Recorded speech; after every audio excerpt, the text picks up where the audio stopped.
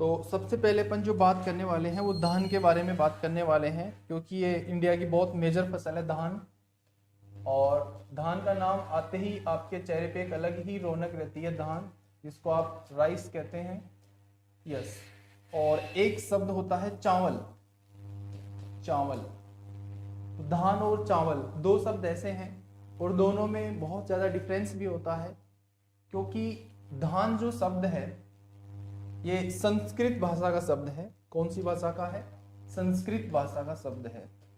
संस्कृत, ये आपका संस्कृत भाषा का शब्द है।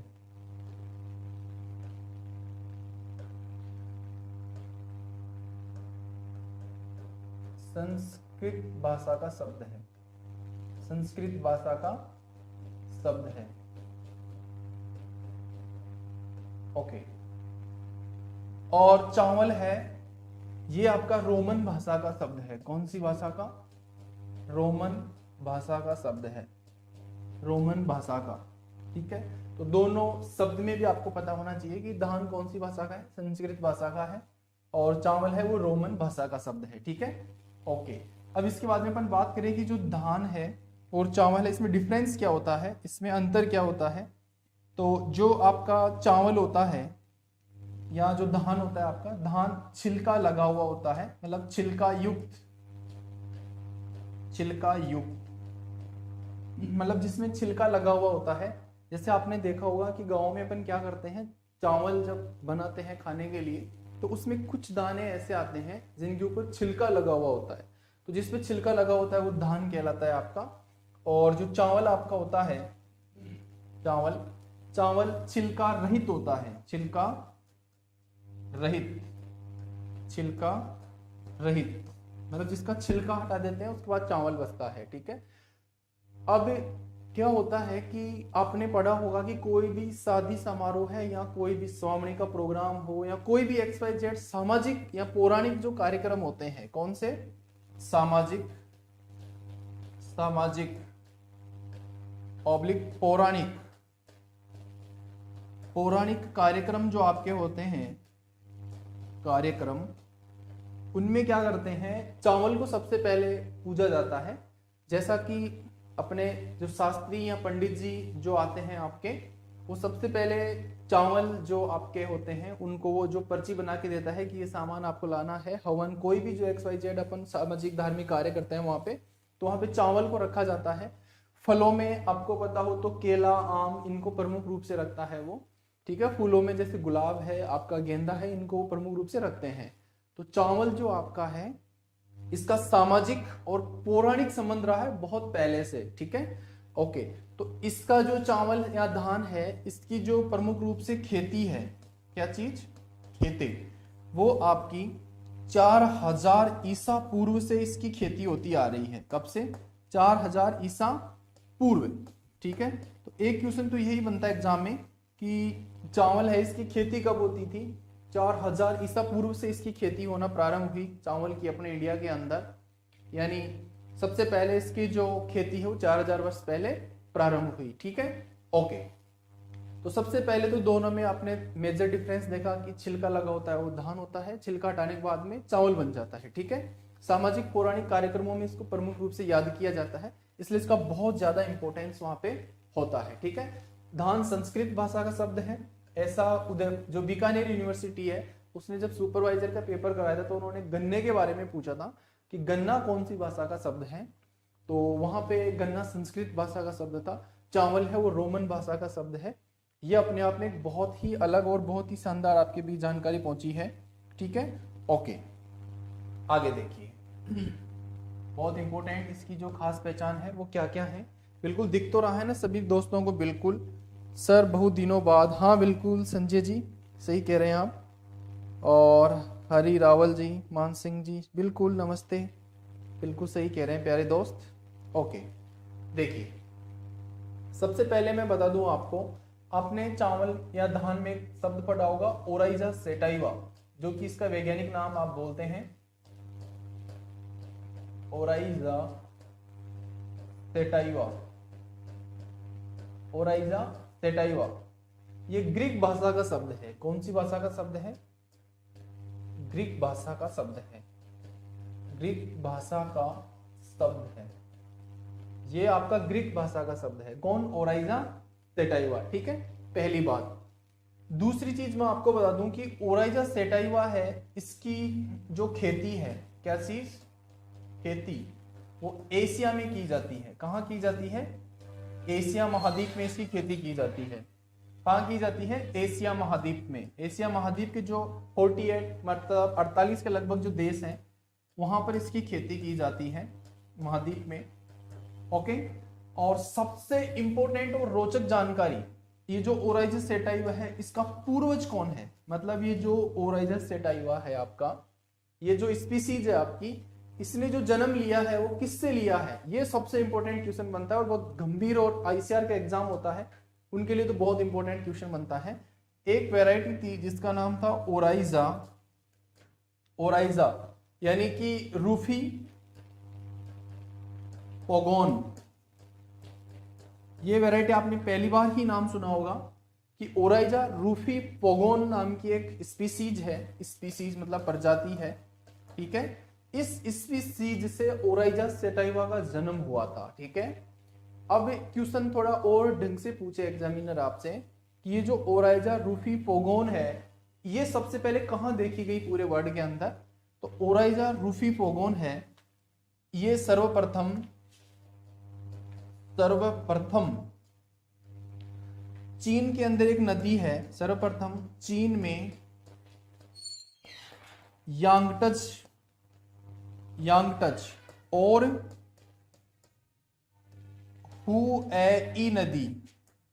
हुएई नदी के किनारे पर इसके पौधे देखे गए। किसके? ओराइजा रूफी पोगोन के। इसको धीरे धीरे वैज्ञानिकों ने क्या किया, इसमें धीरे धीरे सुधार करते हुए आपके बीच में ओराइजा सेटाइवा को लेकर के आए, जो कि इंडिया की नहीं पूरे वर्ल्ड की सबसे जबरदस्त प्रजाति है। और इसके बारे में बहुत अच्छे से भी अपन अध्ययन करेंगे, जो आप सब लोगों को याद भी है। ओराइजा सेटाइवा जो प्रजाति है, ठीक है, ये एशिया में सबसे ज्यादा होती है, और इसका जो पूर्वज है वो ओराइजा रूफी पोगोन स्पीसीज है, जो कि सर्वप्रथम चीन में यांगटज और हुएई नदी थी, जो कि 12मासी नदी थी, और आज भी 12मासी नदियां हैं। उन नदियों के किनारे पर इसके पौधे आपके सबसे पहले देखे गए, सबसे पहले पहचाने गए। उसी को धीरे धीरे डेवलप करके आपके बीच में ओराइजा सेटाइवा अस्तित्व में आया। ठीक है, ओके। अब देखिए इसमें और इंटरेस्टिंग चीज क्या क्या है, बहुत मजा आने वाला है आप लोगों को। खूब सारी नई नई जानकारी आपको यहाँ से मिलेंगी, जिससे कि आपको एक अलग ही आनंद और एक अलग ही सुगंध आपको यहाँ से मिलने वाली है। ठीक है, ओके। देखिए, तो ओराइजा सेटाइवा के बारे में आपने अध्ययन किया। ओराइजा सेटाइवा के बारे में अभी जो बहुत सारी जानकारी जो है वो मैं आपको यहाँ से दे देता हूँ। ठीक है, Oryza sativa, Oryza sativa, Oryza sativa जो आपका है ये द्विगुणित होता है। क्या होता है? द्विगुणित मतलब डिप्लॉइड। ये द्विगुणित है मतलब डिप्लॉइड है। इसमें 2n बराबर कितने होते हैं? 24। या आपने खूब अच्छे से पढ़ा है कि चावल के अंदर जो आपके मतलब गुणसूत्र संख्या होती है वो कितनी होती है? चावल के अंदर गुणसूत्र संख्या कितनी होती है आपकी? चावल के अंदर गुणसूत्र संख्या होती है 24। ठीक है, ये द्विगुणित है, डिप्लॉइड प्रजाति है। ठीक है, ओके। विश्व में धान उत्पादन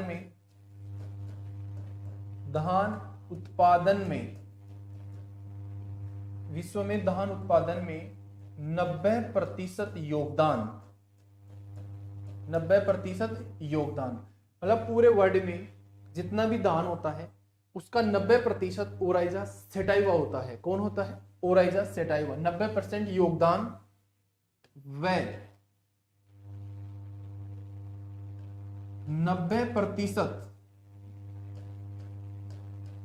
खाई जाने वाली प्रजाति है। मतलब 90% पैदावार होती है इसकी और 90% ही ये खाई जाती है।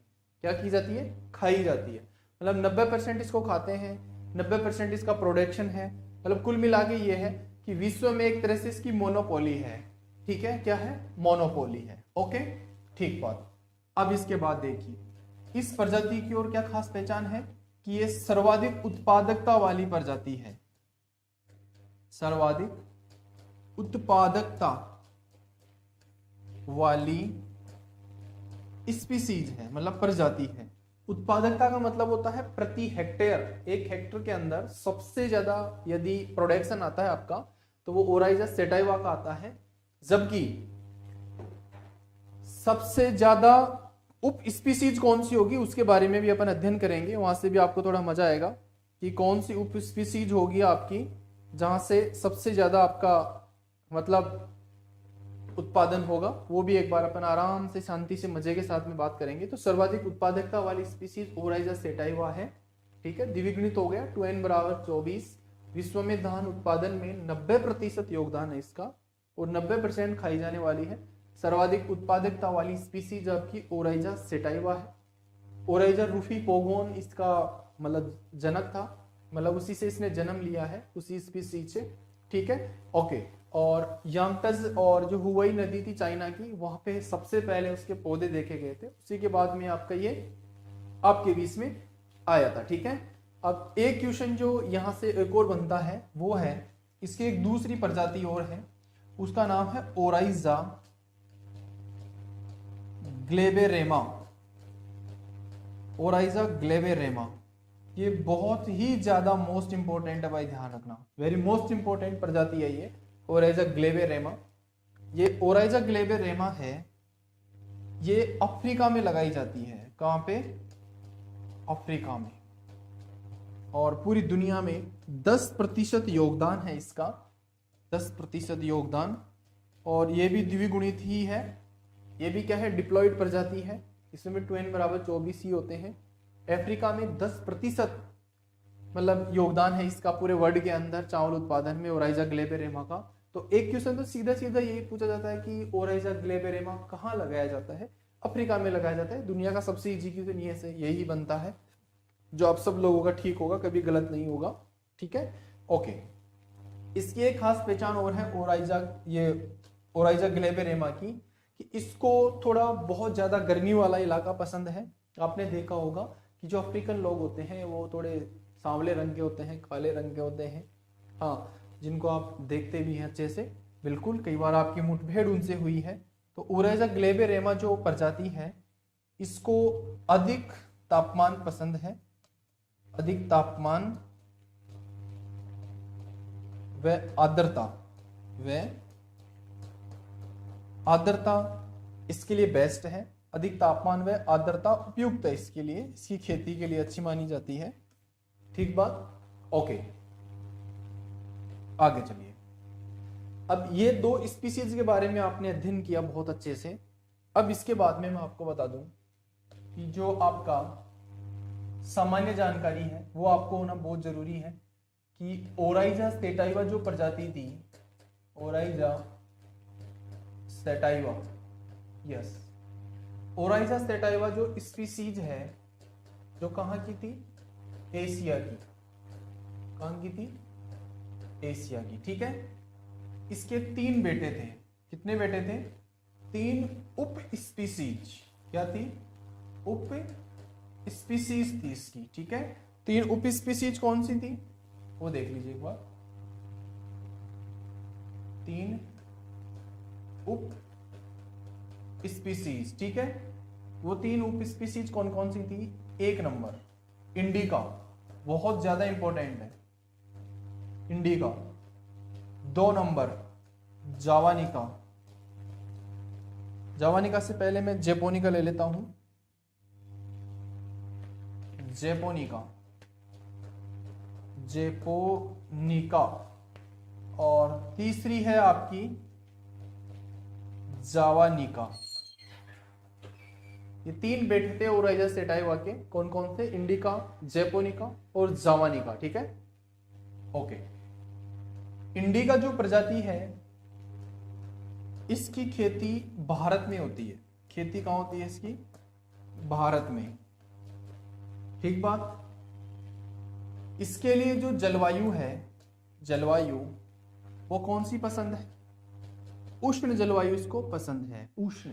और उपोष्ण भी लिखा हुआ सकता है, उष्ण व उपोष्ण जलवायु, दोनों जलवायु इसको पसंद है। दो बात, एक तो इंडिका की खेती कहाँ होती है? भारत में होती है। दूसरी बात, कौन सी जलवायु पसंद है इसको? उष्ण व उपोष्ण जलवायु बहुत पसंद है इसको। इसकी और कुछ खास बात यह थी कि इसका जो तना था, तना वो कैसा था? लंबा था। ओके, अब तना जब लंबा होगा तो पौधे में गिरने की समस्या बहुत गंभीर होगी। तो क्या होगी इसमें? गिरने की समस्या, गिरने की समस्या। जब पौधे का तना लंबा होगा तो उसमें क्या होगा? गिरने की समस्या स्वतः ही बहुत ज्यादा होगी। थोड़ी सी तेज हवा चली या थोड़ा बारिश ज्यादा हुआ, पौधा नीचे गिर जाएगा। ठीक है, ओके। अब जीवन में एक चीज ध्यान रखना, बहुत इंपॉर्टेंट चीज ये है कि जिस पौधे की हाइट ज्यादा होती है या जिसका तना कमजोर होता है, वो पौधे पोषक तत्वों के प्रति असक्रियता दर्शाते हैं, मतलब ओवर एक्टिंग ज्यादा करते हैं। वो एक तरह से समझ सकते हैं। जैसे कई बार क्या होता है, आपने देखा होगा कि बहुत सारे लोग ऐसे होते हैं कि वो खाते बहुत ज्यादा है लेकिन फिर भी वो एकदम बिल्कुल सिंगल हड्डी रहते हैं, बहुत पतले रहते हैं। ठीक है, उनका कारण रहता है। तो घर वाले बोलते हैं कि ये खाता भी खूब है, पीता भी खूब है, आराम से बढ़िया अच्छा बैलेंस डाइट लेता है, लेकिन फिर भी ये मोटा नहीं हो पा रहा है। इसके कई कारण हैं, क्योंकि गुस्सेला प्रकृति का है या खाना खाता है जब उसको सही ढंग से नहीं खाता है। तो कई प्रकार की पहलू वहां पे निकल के आते हैं। तो वैसे ये जो इंडिका है इसमें भी ऐसा होता है। इसकी खेती इंडिया में होती है। इसकी जलवायु है उष्ण उपोष्ण है। इसका तना लंबा होता है, गिरने की समस्या ज्यादा होती है। और इसकी एक और बात है, वो ये है कि ये उर्वरकों के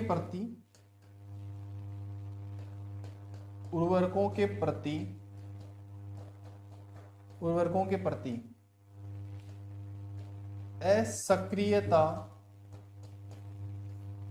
दर्शाता है। क्या करता है ये? असक्रियता दर्शाता है, मतलब फर्टिलाइजर से बहुत ज्यादा प्रभावित होता है ये। कौन? इंडिका। तो इंडिका की 4-5 बातें प्रमुख हैं कि खेती भारत में हो गई, जलवायु उष्ण व उपोष्ण हो गई, तना लंबा होता है, गिरने की समस्या ज्यादा होती है, इसमें गिरने की समस्या अधिक, ऐसे लिख लेते हैं, गिरने की समस्या अधिक। ये उर्वरकों के प्रति व उपोषण असक्रियता दर्शाता है। ठीक है, ओके। तो ये देखिए आप, उर्वरकों के प्रति क्या कर रहा है? ये असक्रियता दर्शा रहा है। ठीक है, इसकी मेजर पहचान है। ओके, अब इसके बाद देखिए आप दूसरी प्रजाति कौन सी है आपकी? जेपोनिका।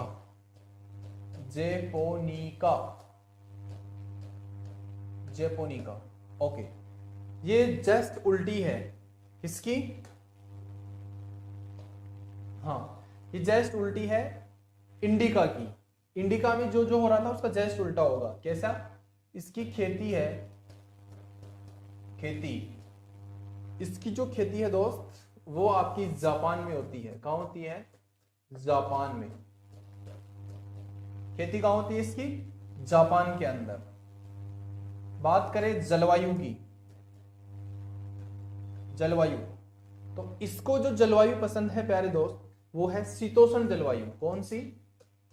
शीतोष्ण जलवायु। ऊपर वाले को कैसी पसंद थी? गर्मी पसंद थी। इसको कैसी पसंद है? शीतोष्ण जलवायु पसंद है। कैसी पसंद है? शीतोष्ण जलवायु पसंद है। परफेक्ट दोस्त, ओके। इसको कौन सी जलवायु पसंद है? शीतोष्ण जलवायु पसंद है। हाँ, शीतोष्ण जलवायु पसंद है इसको। ये शायद आपको दिख नहीं रहा होगा कि कलर थोड़ा अलग था। ओके, तो सबसे पहले देखें प्यारे दोस्त, आप तो जेपोनिका जो आपका है, कौन सा? जेपोनिका। तो जेपोनिका के अंदर खेती है। क्या चीज? खेती। इसकी जो खेती है वो कहां होती है जेपोनिका की? सबसे इंपॉर्टेंट, जापान में।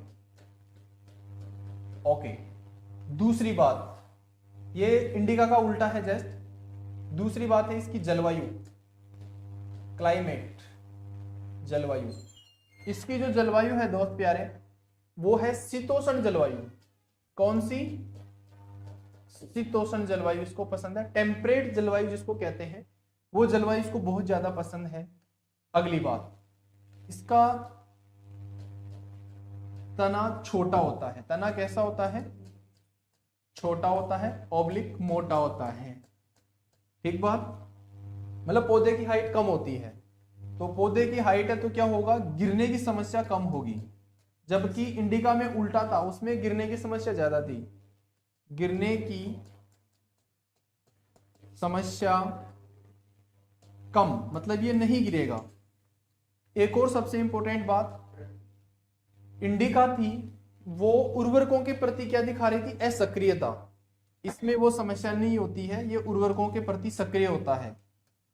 उसका जस्ट उल्टा है, उर्वरकों के प्रति सक्रिय।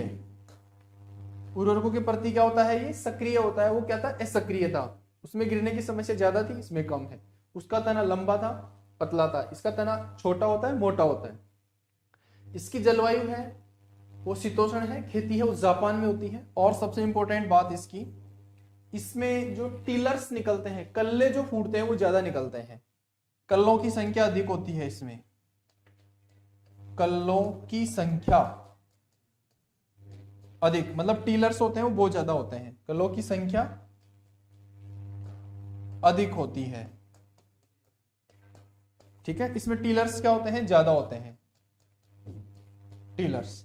अब टिलर्स क्या होते हैं? जैसे आपने देखा होगा, जैसे आपका पौधा होता है धान का, यस, इसके साइड में से और भी बहुत सारे पौधे निकलते हैं।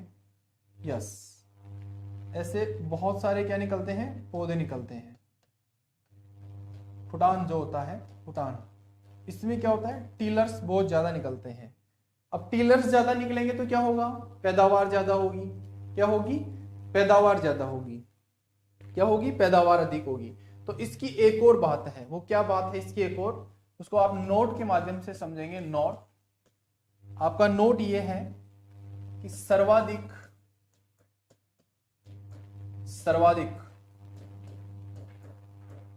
उत्पादकता वाली उप स्पीसीज, मतलब प्रति हेक्टेयर सबसे ज्यादा पैदावार मिलती है, वो किसमें मिलती है? जैपोनिका में मिलती है।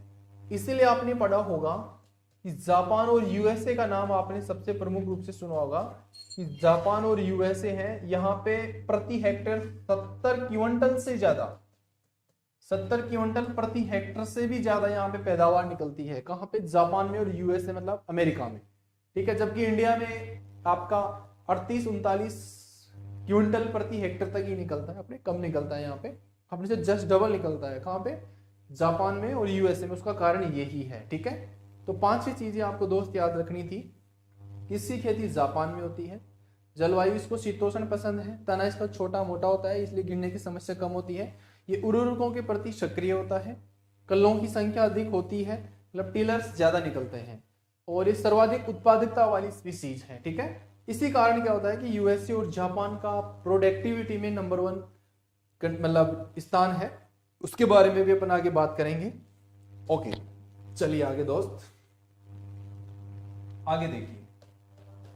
तीसरी प्रजाति है आपकी जावानिका, बहुत अच्छे से आप जिसको जानते हैं, जावानिका। कौन सी? जावानिका। जावानिका आपको तीनों बिल्कुल एक हल्के से अंदाज में याद हो जाएंगे, आपको ज्यादा कोई टेंशन या लोड लेने की जरूरत नहीं है। इसको बालू दहन कहते हैं, बालू दहन, या इसको छिलका वाला दहन भी कहते हैं, छिलका वाला दहन। इस पे बहुत जबरदस्त दहन का जो छिलका होता है वो इस पे बहुत अच्छे से चिपका हुआ रहता है, वो जल्दी से उतरता नहीं है।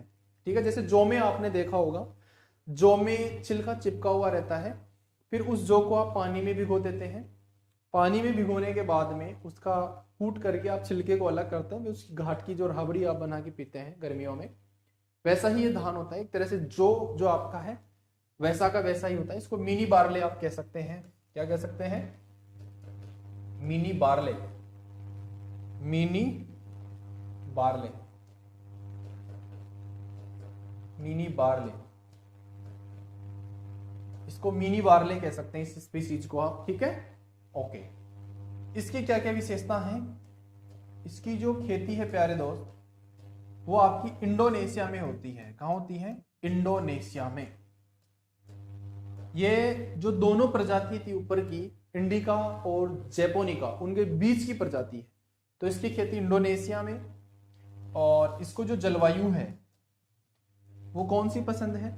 इसको शीतोष्ण जलवायु भी पसंद है और प्लस इसको उष्ण जलवायु भी पसंद है, प्लस इसको उपोष्ण जलवायु भी पसंद है। मतलब उन दोनों के बीच की है। आपको एक स्पीसीज याद करनी है। वो कौन सी याद करनी है? इंडिका। यदि प्यारे दोस्त आपको इंडिका स्पीसीज याद है तो आपकी तीनों स्पीसीज अपने आप ठीक हो जाएंगी, क्योंकि इंडिका का जस्ट उल्टा था जैपोनिका, और जैपोनिका और इंडिका का जस्ट उल्टा है जावानिका, क्योंकि वो दोनों के बीच का आ गया। ठीक है, इतना सा ध्यान रखना है बस। इंडोनेशिया में इसकी खेती होती है। जलवायु शीतोष्ण प्लस उष्ण या उपोष्ण जलवायु इसको पसंद है। ठीक है, इसका जो तना है वो मध्यम होता है, न तो ज्यादा बड़ा होता है और न छोटा होता है। ठीक है, इसमें गिरने की समस्या कम होती है। इसमें भी क्या होती है? गिरने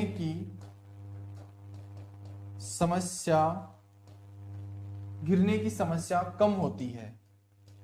दोनों के बीच की है। ठीक है, ओके। एक और बात, ये उर्वरकों के प्रति सक्रिय हो भी सकता है और नहीं भी हो सकता। ये उर्वरकों के प्रति असक्रियता दर्शा सकता है, नहीं भी दर्शा सकता, दोनों के बीच का है। इसलिए इसकी मुख्य विशेषता है एक चीज, इसमें सबसे कम टीलर्स निकलते हैं। इसमें टीलर्स न के बराबर निकलते हैं, नॉट। ये मक्का का पौधा होता है ना, वैसा दिखाई देता है, सिंगल पौधा टाइप का दिखाई देता है। ठीक है, तो इसमें कल्लों की संख्या कम होती है। कल्लों की संख्या कम, बहुत ही कम टीलर्स इसमें निकलते हैं। ठीक है, ये आप थोड़ा सा ध्यान रखेंगे दोस्त। ओके, तो इसको बालू धान, छिलका वाला धान कहते हैं, मिनी बार्ले इसको कहते हैं।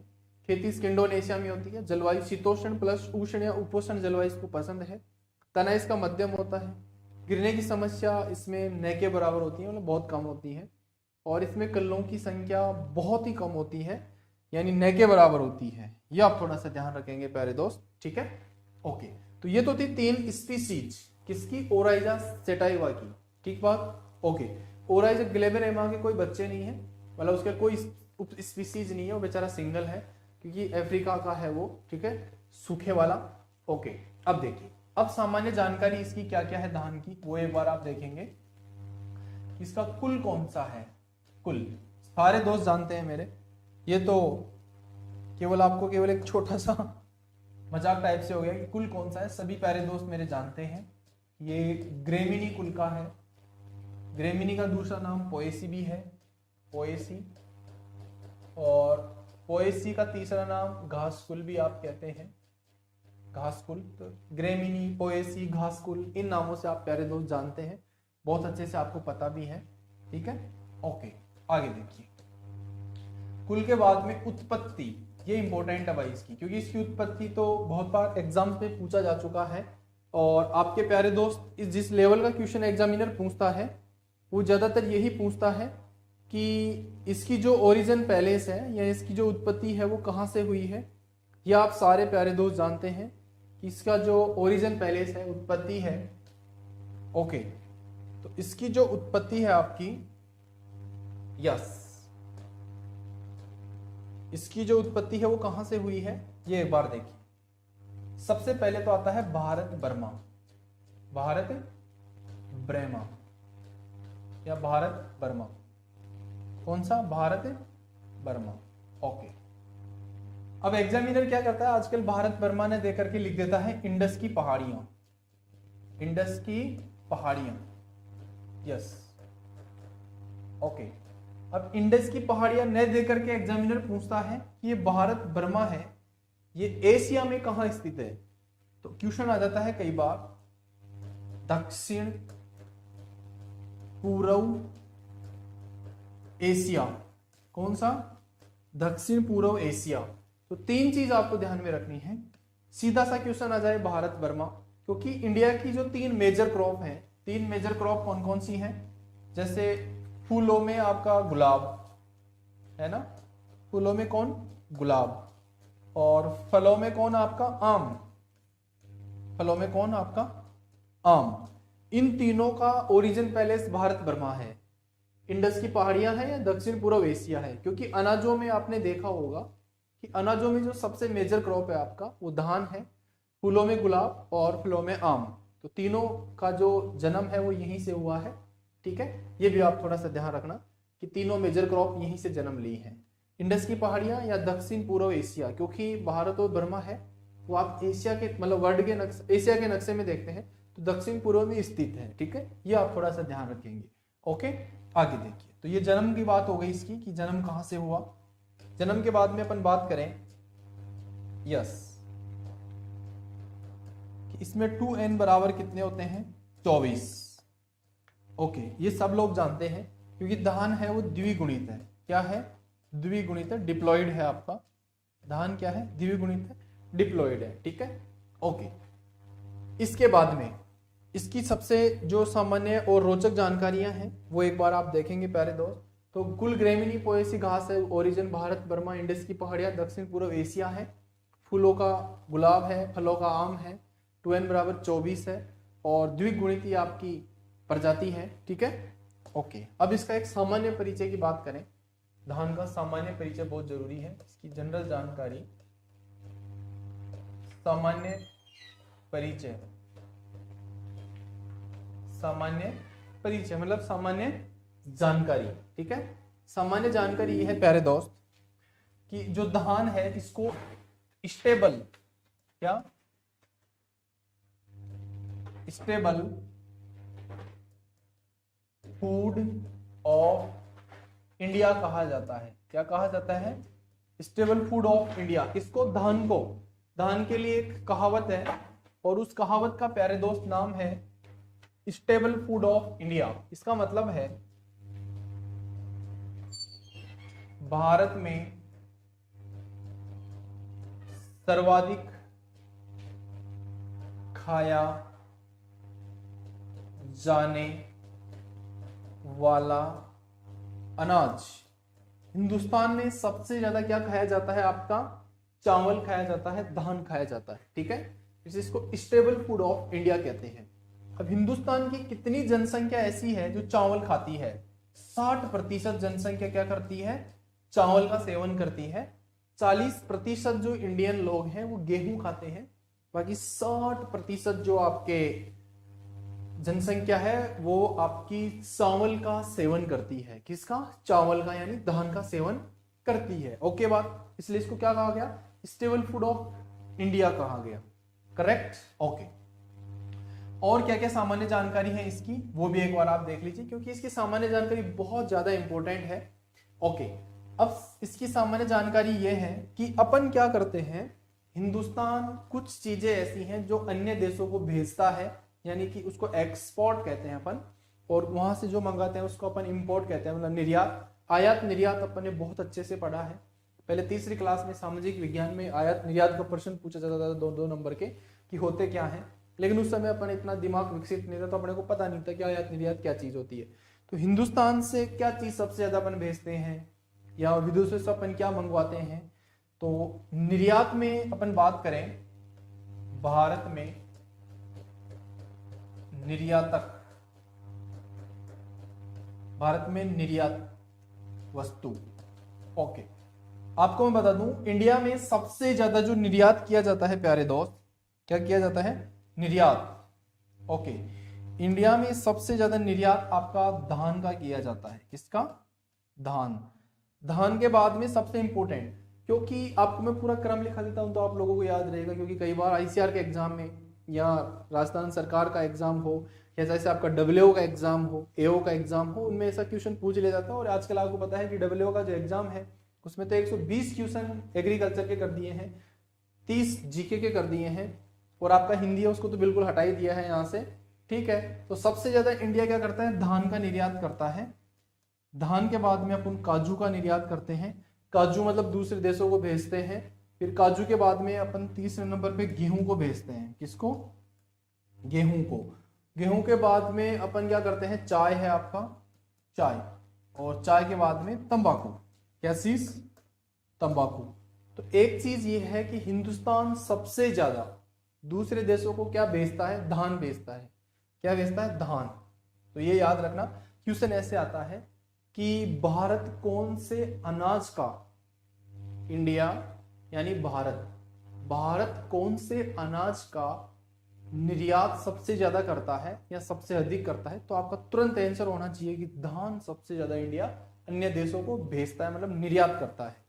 दूसरी चीज सबसे बड़ी ये है कि पूरी दुनिया में सबसे बड़ा यदि धान निर्यातक देश है तो उसमें भी आपका पहला स्थान है अभी 2020-21 में, ठीक है, क्योंकि अपन ने बहुत सारा धान अन्य देशों को भेजा है खाने के लिए, ठीक है। ओके, तो भारत में निर्यातक वस्तु है आपकी वो धान, काजू, गेहूं, चाय, तंबाकू, ये सीरियल है इनका, इस प्रकार से अपन भेजते हैं यहाँ से अन्य देशों में, ठीक बात। ओके, अब एक और रोचक जानकारी जो आपकी है वो ये है दोस्तों, आपने देखा होगा कि जो आपका चावल है इसको वर्ष 2004 में, कब की बात है? 2004 वर्ष को अंतरराष्ट्रीय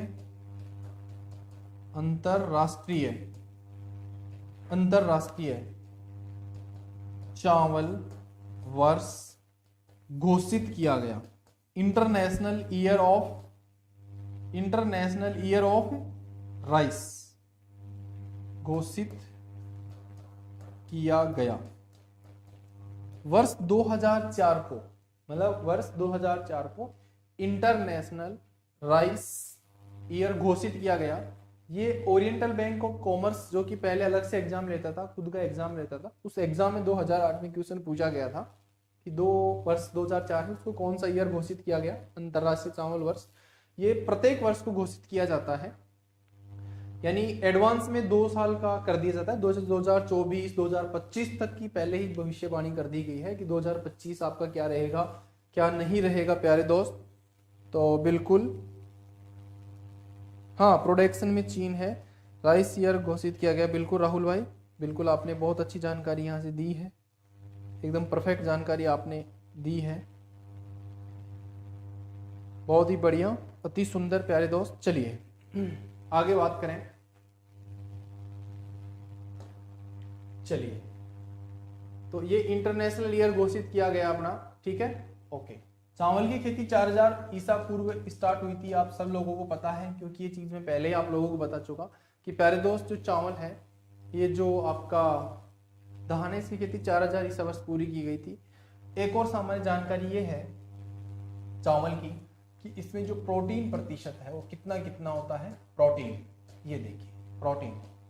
तो प्रोटीन की बात करें तो चावल में जो प्रोटीन है, इसमें चावल में जो प्रोटीन है वो 6 से 7% होता है, और उस प्रोटीन को ओराइजिन प्रोटीन कहते हैं। कौन सी?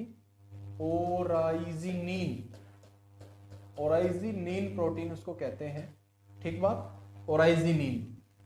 आगे देखिए, धान जो होता है,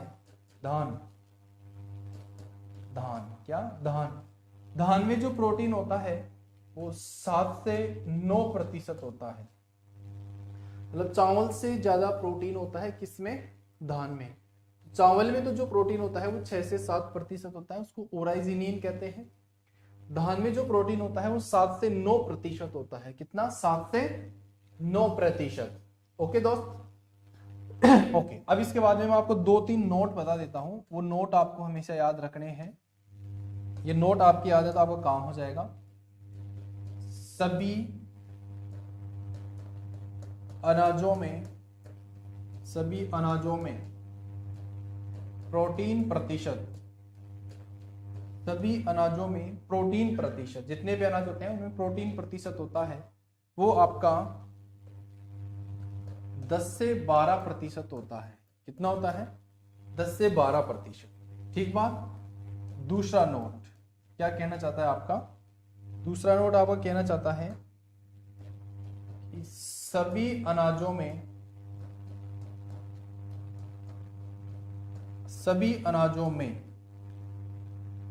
प्रोटीन, अनाजों की जगह सॉरी दलहन लिखेंगे आप, दलहन,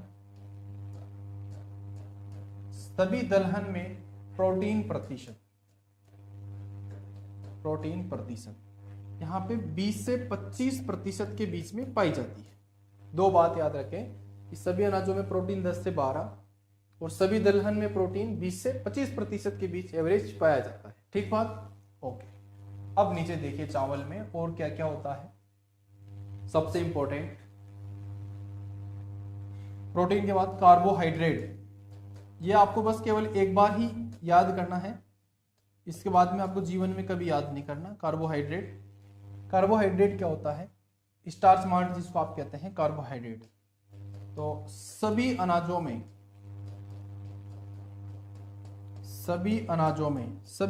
कार्बोहाइड्रेट है आपका, वो 70 से लेकर के 78% तक होता है। और ये सर्वाधिक चावल में ही होता है दोस्त, कार्बोहाइड्रेट। सर्वाधिक धान में कितना? 78%। सभी अनाजों में 70 से 78% क्या होता है? कार्बोहाइड्रेट। और सर्वाधिक धान में होता है। ठीक बात? ओके। इसके नीचे सभी दलहन में जो कार्बोहाइड्रेट आपका होता है वो 60 से 65% तक होता है। कितना? 60 से 65% तक कार्बोहाइड्रेट प्रमुख रूप से पाया जाता है। ठीक है? सभी अनाजों में सबसे ज्यादा कार्बोहाइड्रेट आपका धान में होता है, 78। ठीक है? ओके। तो प्रोटीन चावल में 6 से 7, जिसको ओराइसिनीन कहते हैं। धान में 7 से 9% आपका प्रोटीन होता है। और सभी अनाज जो होते हैं उनमें प्रोटीन 10 से 12% होता है। सभी दलहन में प्रोटीन 20 से 25%। कार्बोहाइड्रेट सभी अनाजों में 70 से 78% के बीच होता है। सर्वाधिक धान में होता है आपका। और सभी दलहन में 60 से 65% क्या होता है आपका? कार्बोहाइड्रेट पाया जाता है। परफेक्ट? ओके। आगे देखिए पहले दोस्त, कार्बोहाइड्रेट के बाद में तेल ऑब्लिक वसा। इसका क्वेश्चन एक पक्का आता है एग्जाम में, 2 बार सुपरवाइजर हुआ, 2015 2018, दोनों में यहां से क्वेश्चन पूछा गया। ओके। तो बात करें एक ही लाइन में कि सभी अनाजों में वसा प्रतिशत, जितने भी अनाज अपने होते हैं प्यारे दोस्त, उनमें जो वसा या तेल की मात्रा होती है वो कितनी होती है? तो सभी अनाजों में अपना तेल या वसा होती है वो प्रमुख रूप से 1.5 से लेकर के 2.5% तक पाई जाती है। मतलब 1.5 से 2.5% तक पाई जाती है। ठीक है? लेकिन यहाँ पे अपवाद क्या है? अपवाद है मक्का में कितना ऑयल कंटेंट होता है? 4%। ये डब्ल्यूओ में पूछा गया। बाजरा, ये भी डब्ल्यूओ में पूछा गया। बाजरा में जो कंटेंट होता है वो 5% होता है। बाजरा से यदि ऑयल कंटेंट निकाले तो 5%, मक्का से 4%। और सभी अनाजों में वसा 1.5 से 2.5% के बीच में होती है। ठीक बात? ये सबसे मोस्ट है यहाँ पे बाजरा, क्योंकि एग्जामिनर सबसे ज्यादा इसी का क्वेश्चन पूछता है दोस्त। ओके। आगे देखिए, तेल वसा के बाद में और भी बहुत सारी इंपॉर्टेंट चीजें हैं कि सभी अनाजों की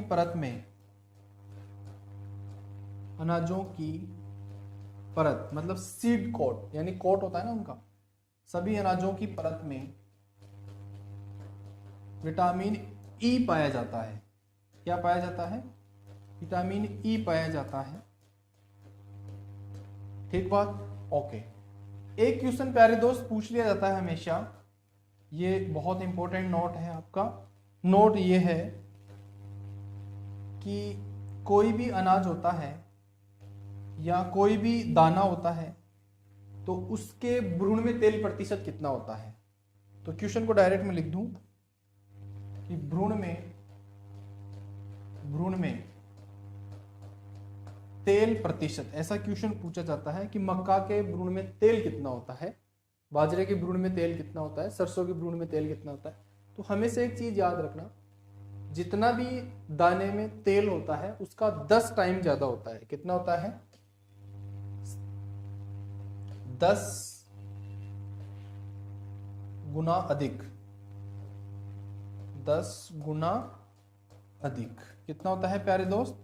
10 गुना अधिक होता है। जैसे एग्जाम्पल के तौर पे मैं बताऊं आपको, एग्जाम्पल के तौर पे जैसे दाने में तेल है, दाने में तेल है 4%, कितना 4%, तो भ्रूण में कितना हो गया, मतलब 10 गुना अधिक, तो 4 का कितना हो गया 40%, कितना हो गया 40%।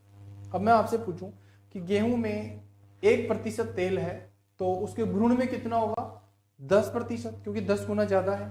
तो आप बहुत अच्छे से इस बात को समझ पाएंगे कि भ्रूण में तेल परसेंट होता है वो 10 गुना अधिक होता है, जबकि दाने में तेल होता है वो 4%, एग्जाम्पल के तौर पे। तो उसके भ्रूण में कितना हो गया, भ्रूण में हो गया 40%, ठीक है, भ्रूण में कितना हो गया 40%, ठीक है।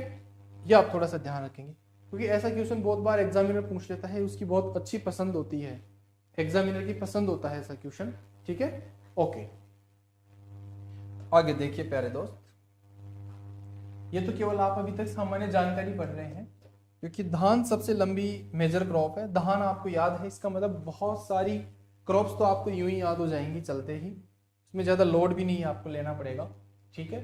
ओके, तो ये तो तेल कंटेंट हुआ आपका, विटामिन हुआ, इस कार्बोहाइड्रेट हुआ, प्रोटीन्स के बारे में आपने अध्ययन किया जो कि बहुत ही अपने आप में इम्पोर्टेंट था, बहुत ज़्यादा और बहुत ही शानदार था आपका, ठीक है। ओके, अब इसके बाद में अपन प्यारे दोस्त इसी में वापस आगे रनिंग रखते हैं इसको, इसकी क्या क्या और बहुत सामान्य जानकारियां हैं जहां से क्वेश्चन एग्जामिनर की बहुत ज़्यादा पसंद होती है। बिल्कुल बीकानेर से बिल्कुल पिंकी जी आपका स्वागत, बिल्कुल सोमू सहारन लेट हो गया, कोई बात नहीं है प्यारे दोस्त, लगे रहिए आप, लेकिन तो आपको बहुत जल्दी अपनी सफलताओं तक आप पहुंचेंगे, ये हमें पूरी उम्मीद है आप लोगों से, ठीक है। ओके, अब इसके बाद में अपन बात करें दोस्त जलवायु, जलवायु, जलवायु, धान की जो प्रमुख जलवायु है वो है हॉट एंड ह्यूमिड, मतलब गर्म ऑब्लिक, गर्म व आर्द्र, ऐसे लिख सकते हैं आप इसको, गर्म व आर्द्र जलवायु, गर्म व आर्द्र, हॉट एंड ह्यूमिड इसको कहेंगे आप, hot and humid, hot and humid, मतलब गर्म व आर्द्र जलवायु इसको बहुत ज्यादा पसंद है, किसको, धान को, ठीक बात। ओके, जलवायु के बाद में अपन बात करें तापमान, प्यारे दोस्त तापमान मैं आपको एक बार बता देता हूं, तापमान एक बार यदि आपने अच्छे से समझ लिए तो आपको जीवन में कभी दोबारा तापमान पढ़ने की जरूरत नहीं पड़ेगी, ये मेरी गारंटी है। सामान्य की बात करें, इसको सामान्य कितना तापमान चाहिए, तो इसको 21 डिग्री से लेकर के 37 डिग्री सेल्सियस तापमान इसके लिए उपयुक्त रहता है, सामान्य बोला है मैंने डायरेक्ट, ठीक बात। ओके, अब इसके बाद में सबसे इंपॉर्टेंट लाइन, सबसे इंपॉर्टेंट लाइन ये है प्यारे दोस्त कि खरीफ फसलों के लिए, इनके लिए, खरीफ फसलों के लिए, कौन सी फसलों के लिए, खरीफ फसलों के लिए, यदि कोई किसान खरीफ फसल लगा रहा है तो उसको कितना तापमान चाहिए, तापमान की 3 बार आवश्यकता फसल को होती है, एक तो अंकुरण के समय, एक तो कब, अंकुरण के समय, दूसरा वृद्धि के समय, और तीसरा पकते समय, पकते समय। 3 बात आपको विशेष ध्यान रखनी है। कोई भी खरीफ की फसल है उसको अंकुरण के लिए कितना तापमान चाहिए, ये बहुत इंपॉर्टेंट और बहुत रामबाण यहां से क्वेश्चन बनता है, बहुत ही बढ़िया। हाँ बिल्कुल बिल्कुल, विधानसभा में, वेरी गुड, बहुत ही बढ़िया, ठीक है, कोई नहीं। तो खरीफ फसलों के लिए अंकुरण के लिए जो टेम्परेचर है आपका दोस्त प्यारे, वो 32 से 36 डिग्री सेल्सियस टेम्परेचर की आवश्यकता होती है। वृद्धि के लिए 26 से 32 डिग्री सेल्सियस, और एग्जाम की दृष्टि से ये मोस्ट है, क्योंकि एग्जामिनर आज तक यही पूछता है कि कपास की वृद्धि के लिए कितना चाहिए, ज्वार की वृद्धि के लिए कितना चाहिए, तो वृद्धि के लिए 26 से 32 डिग्री सेल्सियस चाहिए, अंकुरण के लिए 32 से 36 डिग्री सेल्सियस, और पकते समय आपका टेम्परेचर हो जाता है 22 से 26 डिग्री सेल्सियस। जैसा आपने देखा होगा कि खरीफ फसल होती है, इनकी बुआई अपन कब करते हैं, बुआई, इनकी बुआई प्रमुख रूप से आप जून जुलाई में करते हैं, कब करते हैं, जून जुलाई में, और उस समय टेम्परेचर बहुत ज़्यादा होता है, थोड़ी गर्मी रहती है, बरसात आ जाती है, ठीक है, लेकिन उस समय टेम्परेचर तो फिर भी हाई रहता है, ठीक है दोस्त। ओके, तो अंकुरण के समय कितना, 32 से 36, वृद्धि के समय 26 से 32 और पकते समय कितना 22 से 26 डिग्री सेल्सियस। यह आप विशेष ध्यान रखेंगे, ये बहुत इंपॉर्टेंट क्वेश्चन यहाँ से बनता है, वृद्धि वाला एग्जामिनर का सबसे पहली पसंद होती है। ये तापमान आपको याद रहा खरीफ की फसलों के लिए। अब इसी प्रकार से रबी की फसलों के लिए भी एक बार आप देख लीजिए। रबी फसलों के लिए, रबी फसलों के लिए, कौन सी फसलों के लिए? रबी फसलों के लिए। ठीक है, तो रबी फसलों में अपन बात करें सबसे पहले वही अंकुरण के लिए। किसके लिए? अंकुरण के लिए।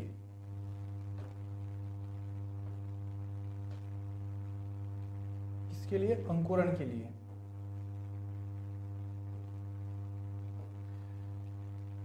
अंकुरण,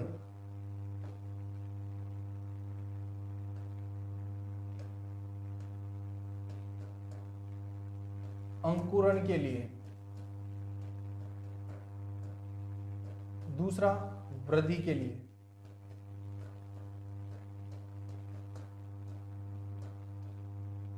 तीसरा पकते समय, पकते समय। तो देखिए सबसे पहले अंकुरण के लिए, यानी आपने देखा होगा कि रबी की फसल है उनको अपन कब लगाते हैं? अक्टूबर नवंबर में। उस समय टेम्परेचर आपका 20 से लेकर के 25 डिग्री सेल्सियस के बीच में रहता है।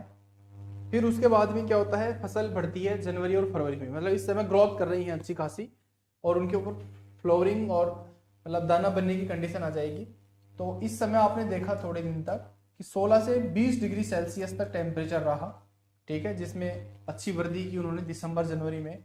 और अब टेम्परेचर धीरे धीरे क्या है? बढ़ने लग गया है, गर्मी का एहसास आपको होने लग गया है। आप जब धूप में बैठते हैं सुबह यानी 8-9 बजे के बाद में, तो गर्मी की एहसास आपको होने लग गई है अभी। तो अब धीरे धीरे क्या है? टेम्परेचर बढ़ने लग गया है। अब आपका टेम्परेचर 26 से 32 डिग्री सेल्सियस हो जाएगा और नेक्स्ट मंथ मतलब मार्च लास्ट में 20-25 मार्च के लगभग आपकी फसलें पक करके तैयार हो जाएंगी। तो पकते समय जो तापमान है वो कितना रहेगा? 26 से 32 डिग्री सेल्सियस। वृद्धि के लिए 16 से 20 डिग्री सेल्सियस। अंकुरण के लिए 20 से 25 डिग्री सेल्सियस। ये बहुत ज्यादा इंपॉर्टेंट है। ठीक है, ओके। और सामान्य तापमान की बात करें कि रबी फसलों के लिए सामान्य तापमान, सामान्य तापमान, तो क्वेश्चन आपका यहां से बनता है कि 16 से लेकर के 22 डिग्री सेल्सियस रबी फसलों के लिए बहुत इंपॉर्टेंट रहता है, जिसपे कि उसकी अच्छी खासी वृद्धि, विकसित मतलब डेवलपमेंट अच्छा होता है। ठीक है, ओके। अब बात करें जायद फसल की। कौन सी की? जायद फसल, जायद फसल। ओके,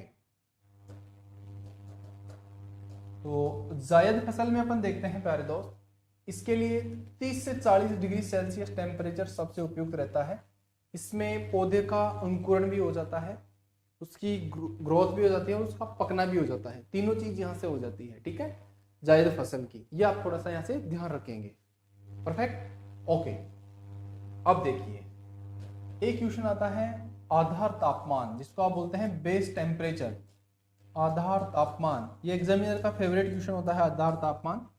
तो आधार तापमान में आप देखेंगे, आधार तापमान का मतलब है जिससे कम पे अंकुरण नहीं होता है। ठीक है, उसको बोलेंगे आप बेस टेम्परेचर। बेस का मतलब आधार, तापमान,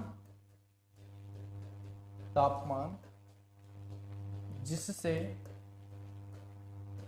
कम पर अंकुरण रुक जाता है। क्या हो जाता है? अंकुरण रुक जाता है। जैसे खरीफ फसल का बात करें तो खरीफ फसलों का जो आधार तापमान है आपका वो होता है 9.5 डिग्री सेल्सियस।